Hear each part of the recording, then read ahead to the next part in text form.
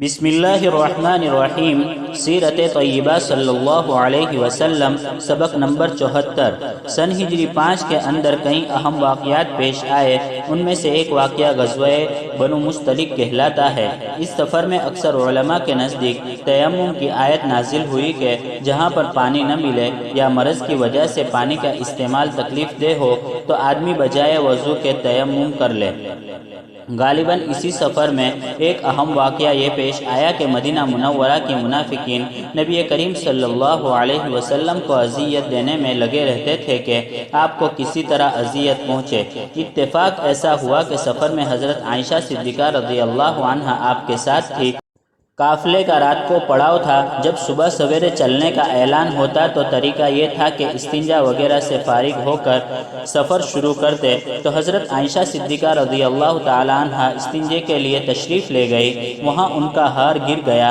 اندھیرے کی وجہ سے تلاش کرنے میں دیر ہو گئی۔ جب واپس تشریف لائی تو دیکھا کہ قافلہ جا چکا ہے۔ لوگ کجاوے پر بیٹھا کرتے تھے، عورتوں کا کجاوا پردے میں ہوتا تھا۔ حضرت عائشہ رضی اللہ عنہ چونکہ ہلکی پھلکی تھی، لوگوں نے سمجھا کہ آپ موجود ہے، اس لیے کجاوا اونٹ پر رکھ دیا اور اونٹ چلتا ہو گیا اور قافلہ جا چکا۔ جنگل بیابان ہونے کی وجہ سے حضرت عائشہ صدیقہ رضی اللہ عنہ بہت پریشان ہوئی، تو آپ نے یہ عقل مندی کی کہ جہاں آپ کا اونٹ تھا وہیں پر تشریف فرما ہو گئی کہ جب حضور مجھے نہ پائیں گے تو کسی کو یہیں بھیجیں گے، اگر کہیں اور چلی گئی تو اور زیادہ مشکل پیش آئے گی۔ نبی کریم صلی اللہ علیہ وسلم کا طریقہ یہ تھا کہ قافلہ چلا جاتا تو ایک آدمی پیچھے چلتا تھا تاکہ اگر کوئی چیز گر جائے تو اس کو اٹھاتا ہوا چلے۔ یہ بھی آپ کے حسن انتظام کی دلیل تھی۔ تو اس کام کے لیے حضور اکرم صلی اللہ علیہ وسلم نے حضرت صفوان بن معطل رضی اللہ عنہ کو مقرر فرما رکھا تھا۔ جب وہ پیچھے سے آئے تو ایک سایہ سا معلوم ہوا۔ جب قریب ہوئے تو دیکھا کہ یہ تو حضرت عائشہ صدیقہ رضی اللہ عنہا ہے، تو زور سے انا للہ و انا الیہ راجعون پڑھا۔ حضرت عائشہ رضی اللہ عنہا متوجہ ہوئی، انہوں نے اپنا اونٹ نیچے بٹھایا تو حضرت عائشہ صدیقہ رضی اللہ عنہا اس پر سوار ہو گئی۔ حضرت صفوان رضی اللہ عنہ نے نکیل پکڑی اور لا کر نبی کریم صلی اللہ علیہ وسلم کے قافلے میں شامل کر دیا۔ اس قافلے میں رئیس المنافقین عبداللہ بن ابی بھی موجود تھا۔ اس کو کہیں سے پتہ لگ گیا۔ پھر کیا تھا، اس نے ایک طوفان بنا کر کھڑا کر دیا اور کہا کہ نعوذ باللہ من ذالک، حضرت عائشہ رضی اللہ عنہا کا حضرت صفوان رضی اللہ عنہ سے غلط تعلق ہے۔ اب آپ اندازہ لگائیے کہ ایک معزز ترین خاتون اور نبی کریم صلی اللہ علیہ وسلم کی چہیتی زوجہ مطہرہ پر جب ایسا الزام لگا ہوا ہوگا تو نبی کریم صلی اللہ علیہ وسلم کو کتنی اذیت ہوئی ہوگی۔ حضرت عائشہ رضی اللہ عنہا بالکل بھولی بھالی خاتون تھی، انہیں کچھ بھی پتہ نہیں کہ لوگ ان کے بارے میں کیا کہہ رہے ہیں، اور مدینہ منورہ جب قافلہ پہنچا تو یہ بات سب کے کانوں میں پہنچ کر پورے مدینہ میں پھیل گئی۔ نبی اکرم صلی اللہ علیہ وسلم نے حضرت عائشہ صدیقہ رضی اللہ عنہا سے کوئی بات نہیں فرمائی۔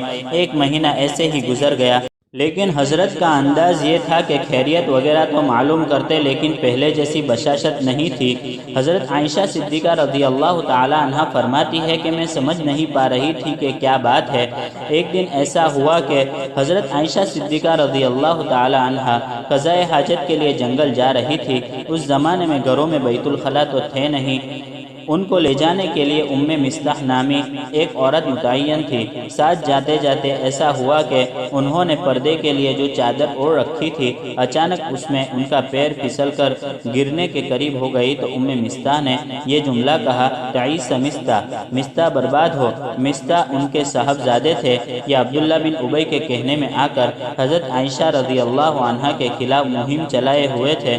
حضرت عائشہ رضی اللہ عنہا نے فرمایا کہ اللہ کی بندی، مصطح تو نیک آدمی ہے، تم ان کو بددعا کیوں دے رہی ہو؟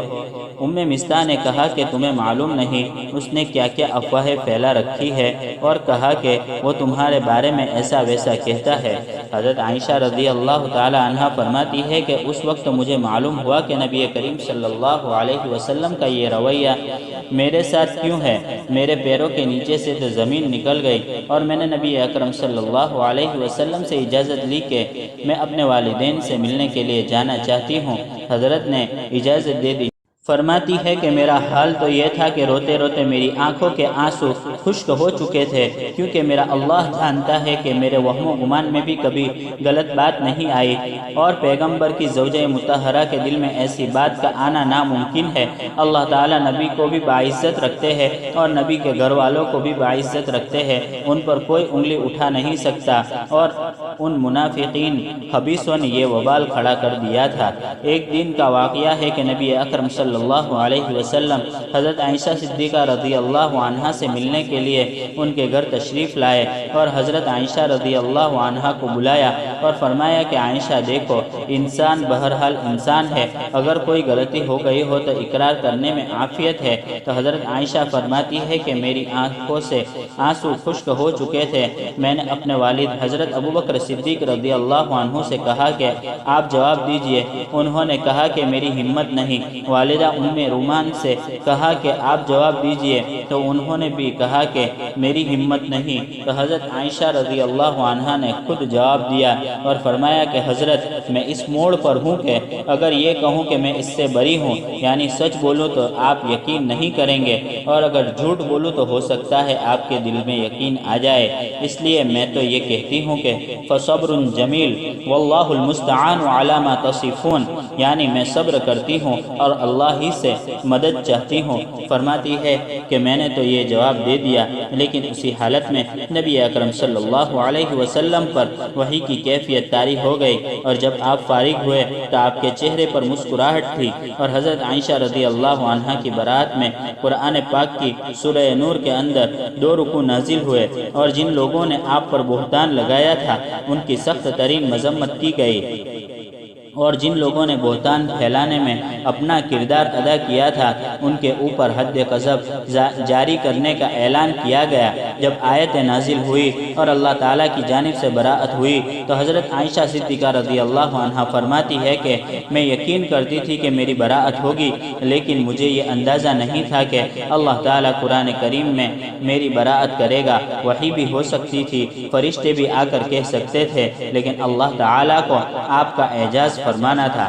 جب یہ آیت نازل ہوئی تو حضرت ابوبکر صدیق رضی اللہ عنہ نے فرمایا کہ جا کر حضور صلی اللہ علیہ وسلم کا شکریہ ادا کر۔ تو ناز میں فرمانے لگی کہ میں حضور کا شکریہ ادا نہیں کروں گی، میں تو صرف اپنے اس اللہ کا شکریہ ادا کروں گی جس نے میری براءت کی ہے۔ پھر آپ صلی اللہ علیہ وسلم نے سزائے جاری کی، عبداللہ بن ابی پر ڈبل سزا جاری ہوئی۔ اسلام کا قانون ہے کہ اگر کوئی شخص کسی پر بدکاری کی تہمت لگائے اور 4 عینی مرد گواہ پیش نہ کر سکے تو اس کہنے والے پر برسر عام 80 کوڑے لگائے جائیں گے، اور مرتے دم تک اس کی شہادت یعنی گواہی قبول نہ ہونے کا اعلان ہوگا کہ یہ آدمی اس لائق نہیں ہے کہ کسی مقدمے میں اس کی گواہی لی جائے۔ کوئی معمولی بات نہیں ہے کہ کسی پر بھی کسی طرح کا الزام لگایا جائے۔ عبداللہ بن ابی پر 160 کوڑے کی سزا جاری ہوئی اور بقیہ پر حد قذف لگائی گئی، اور منافقین کی یہ سازش قطعاً ناکام ہو گئی، اور اللہ تعالیٰ نے مزید عزت عطا فرمائی اور اعلان کر دیا گیا کہ پاک باز عورتیں پاک باز مردوں کے لیے ہے اور بدکار عورتیں بدکار مردوں کے لیے ہے۔ پیغمبر پاک باز ہے تو ان کے حرم محترم میں پاک باز ہی عورتیں آئے گی، خبیث اور بدکار عورتیں آ ہی نہیں سکتی۔ اللہ تعالیٰ کو یہ بات منظور نہیں ہے۔ وآخر دعوانا ان الحمد للہ رب العالمین۔